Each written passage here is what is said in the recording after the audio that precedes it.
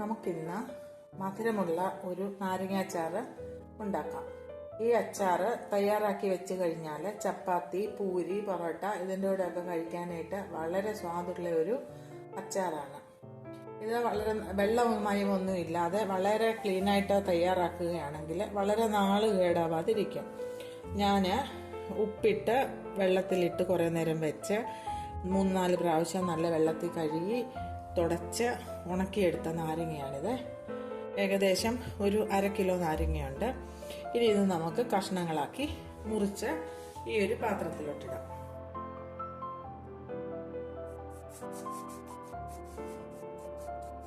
കേടുള്ള ഭാഗം എടുക്കരുത്, കാരണം നാരങ്ങ അച്ചാറ് കേടാവും.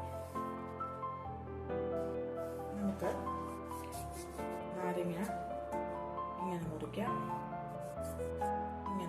ഇനി ഇതിനകത്തുള്ള അരിയെ പിച്ചാത്തിയുടെ തുമ്പ് വെച്ച് കുത്തി വേറൊരു പാത്രത്തിലോട്ട് ഇട്ട് കൊടുക്കാം.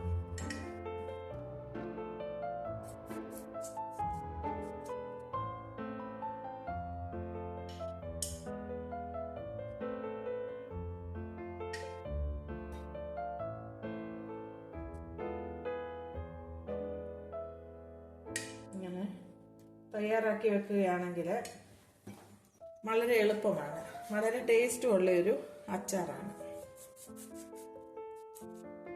ഇതിങ്ങനെ 4ആയിട്ട് മുറിച്ചു.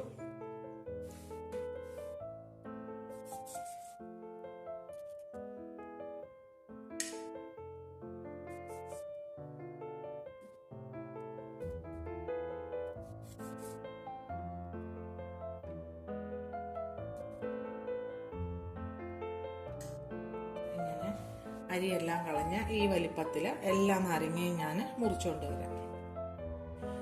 നാരങ്ങയെല്ലാം ചെറിയ കഷ്ണങ്ങളാക്കി അരിഞ്ഞ് കുരുവെല്ലാം എടുത്ത് കുരു സെപ്പറേറ്റ് ചെയ്ത് മാറ്റിയെടുത്തിട്ടുണ്ട്.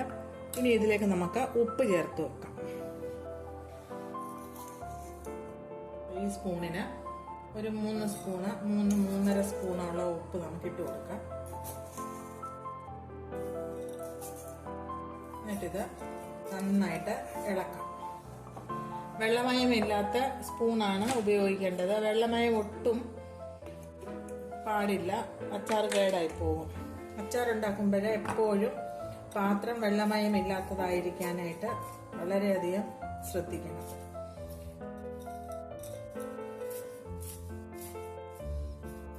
ഇതിനി ഓരോ ദിവസവും നമുക്ക് ഇളക്കി ഈ ഉപ്പെല്ലാം അലിഞ്ഞ് നാരങ്ങയെല്ലാം ഒന്ന് സോഫ്റ്റ് ആവുന്നത് വരെ ദിവസവും ഇളക്കി കൊടുത്ത് ഒരു 15 ദിവസം കഴിഞ്ഞിട്ട് നമുക്കിനി അച്ചാർ തയ്യാറാക്കാം. ഒരു 15 ദിവസം കഴിഞ്ഞ് നമുക്കിനിയും കാണാം. അതിനിടയ്ക്ക് ദിവസവും എടുത്തൊന്ന് ഇളക്കി കൊടുക്കണം, ഒരുപോലൊക്കെ ഈ നാരങ്ങയെല്ലാം അലിഞ്ഞു വരുന്നതിന് വേണ്ടിയിട്ട്. നമ്മൾ മധുരമുള്ള നാരങ്ങാച്ചാർ ഉണ്ടാക്കുന്നതിനായിട്ട് നാരങ്ങ ചെറിയ പീസുകളാക്കി മുറിച്ച് അതിൻ്റെ കുരുവെല്ലാം കളഞ്ഞ് 3 സ്പൂൺ ഉപ്പ് ചേർത്ത് ഇളക്കി വെച്ചത് ഇന്ന് 15 ദിവസമായി. നന്നായിട്ട് അലിഞ്ഞു വന്നിട്ടുണ്ട്. കാണുമ്പോൾ മനസ്സിലാവുമല്ലോ, നന്നായിട്ട് അലിഞ്ഞു വന്നിട്ടുണ്ട്. ഇനി നമുക്ക് ഈ അച്ചാറ് തയ്യാറാക്കാം. അതിനായിട്ട് വേണ്ടത് 1/2 കിലോ നാരങ്ങയാണ് എടുത്തിട്ടുള്ളത്. അതുകൊണ്ട് 1/2 കിലോ ശർക്കര, പിന്നെ ഒരു 3/4 സ്പൂൺ കായം, ഈ സ്പൂണിനാണ് എടുത്തിരിക്കുന്നത്. ഒരു 1/2 സ്പൂൺ ഗരം മസാല, ഒരു 1/4 സ്പൂൺ ജീരകപ്പൊടി, ഒരു 1.5 സ്പൂൺ ബ്ലാക്ക് സോൾട്ട്. കാരുപ്പെന്നാണ് മലയാളത്തിൽ പറയുന്നത്, ബ്ലാക്ക് സോൾട്ട് എന്നാണ് ഇംഗ്ലീഷിൽ പറയുന്നത്. കാലാനമക്കെന്ന് ഹിന്ദിയിലും പറയും. അത് നമ്മൾ ഈ അങ്ങാടിക്കടയിലൊക്കെ ചെന്ന് കഴിഞ്ഞാൽ കാരുപ്പ് വേണമെന്ന് പറഞ്ഞു കഴിഞ്ഞാൽ അവരെടുത്ത് തരും.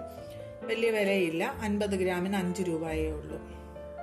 പിന്നീട് ഈ സ്പൂണിന് തന്നെ ഒരു 3 സ്പൂൺ കാശ്മീരി ചില്ലി പൗഡർ, ഒരു 1.25 സ്പൂണോളം എരിവുള്ള മുളക് പൊടി, ഇത്രയും എടുത്തിട്ടുണ്ട്.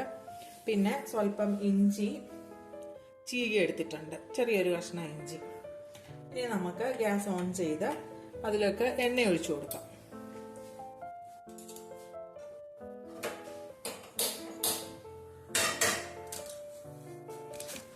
നമ്മുടെ പാത്രം ചൂടായി, അതിലേക്ക് എണ്ണ ഒഴിച്ചു കൊടുക്കാം. അധികം എണ്ണ വേണ്ട, ഒരു 2 വലിയ സ്പൂൺ എണ്ണ മതി.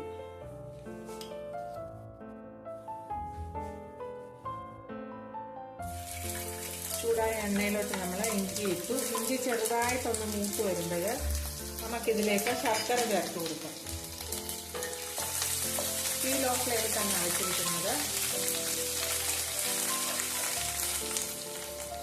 ഇഞ്ചി ചെറുതായിട്ട് മൂത്ത് വരുന്നുണ്ട്. നമുക്കിതിലേക്ക് ഈ ശർക്കര അങ്ങോട്ട് ഇട്ട് കൊടുക്കാം.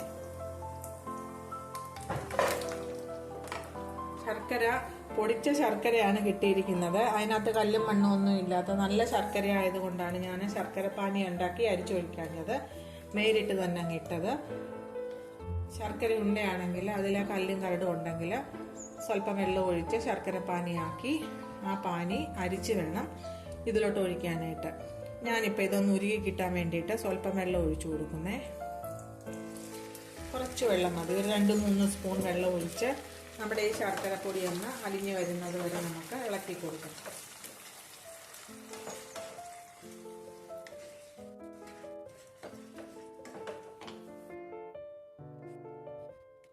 നമ്മുടെ ശർക്കരപ്പൊടി നന്നായിട്ട് അലിഞ്ഞു വന്നിട്ടുണ്ട്. നന്നായിട്ട് തിളച്ച് വന്നിട്ടുണ്ട്. ഇതിലേക്ക് നമുക്ക് ഈ പൊടികളെല്ലാം കൂടെ ഒന്നിച്ച് ചേർത്ത് കൊടുക്കാം.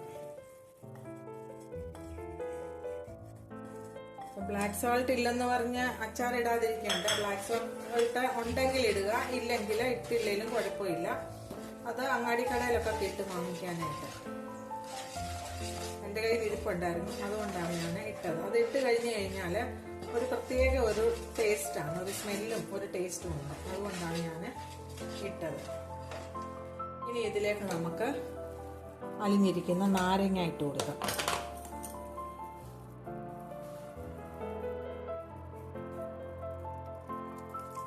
നന്നായിട്ട് അലുത്തിരിക്കുക.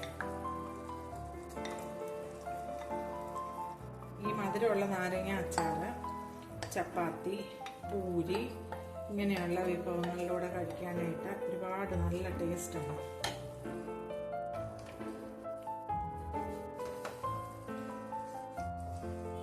ഇത് നന്നായിട്ടൊന്ന് ഇളക്കി എല്ലാം കൂടെ നന്നായിട്ടൊന്ന് തിളച്ച് വരുന്നത് വരെ നമുക്ക് വെയിറ്റ് ചെയ്യാം.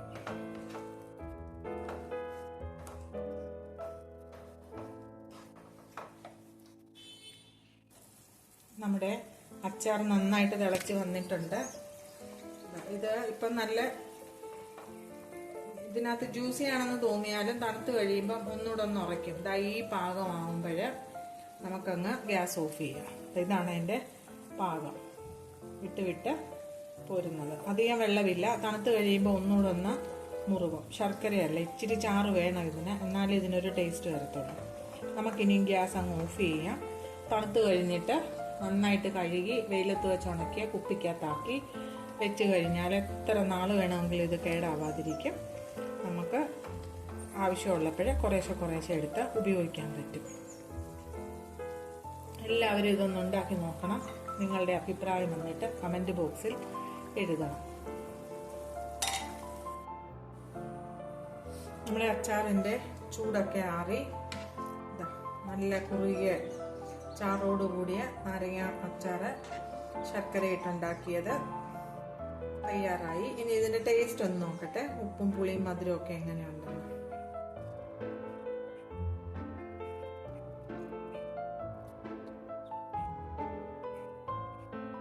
നല്ല ടേസ്റ്റ് ഉണ്ട്. പാകത്തിന് ഉപ്പ്, പുളി, മധുരം, എരിവ് എല്ലാം ഉണ്ട്. ആ ബ്ലാക്ക് സോൾട്ട് ഇട്ടതുകൊണ്ട് ഒരു പ്രത്യേക ടേസ്റ്റാണ്. ഈ നോർത്ത് ഇന്ത്യൻ അച്ചാറിനൊക്കെ ഉണ്ടാവുന്ന ടേസ്റ്റാണ്. നമ്മൾ എക്സിബിഷനൊക്കെ പോകുമ്പോൾ നോർത്ത് ഇന്ത്യൻ പിക്കിൾ കാണുമ്പോൾ നമ്മൾ വാങ്ങിക്കാറുണ്ടല്ലോ, ആ ഒരു പിക്കിളിൻ്റെ ടേസ്റ്റ് തന്നെയാണ് ഈ അച്ചാറിനും. അതുകൊണ്ട് സ്വല്പം ബ്ലാക്ക് സോൾട്ട് വാങ്ങിച്ച് ഇടുകയാണെങ്കിൽ ഒരു പ്രത്യേക ടേസ്റ്റ് തന്നെ ആയിരിക്കും.